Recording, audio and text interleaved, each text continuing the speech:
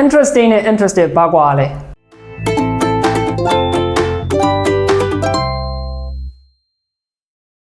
ဆရာတို့ဒီနေ့မှာ interesting နဲ့ interested ဆိုတဲ့စာလုံးနှလုံးဘယ်လိုကွာလဲဆိုရင်ရှင်းပြောကြည့်အောင် interesting ရော interested ရောနှလုံးလုံးက adjective တွေဖြစ်တယ်အဲ့ဆိုရင်အဓိပ္ပာယ်ကတော့စိတ်ဝင်စားရဆိုတဲ့အဓိပ္ပာယ်ပေါ့ English is interesting နောက်တစ်ခုက I'm interested in English အဲ့ဆိုပထမဥပမာမှာ English is interesting ပေါ့နော်အဲ့ဆို English စာစိတ်ဝင်စားဖို့ကောင်းတယ်အဲ့ဒီနေရာမှာက English ဆိုတဲ့လူမဟုတ်တဲ့အရာဝတ္ထုနဲ့သုံးထားတာပေါ့နော်အဲ့ဆိုရင် interesting ဆိုတဲ့စာလုံးကို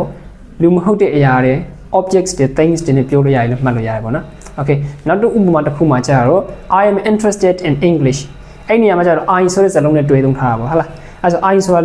လူပုဂ္ဂိုလ်ပြောတာဖြစ်တယ်အဲ့ဒီကြောင့် I ဆိုတဲ့လူပုဂ္ဂိုလ်နဲ့ interested ဆိုတဲ့စာလုံးနဲ့တွဲသုံးလို့ရတယ်အဲ့ဆိုရင်ပြန်နှိပ်ချောက်ရမယ်ဆိုရင်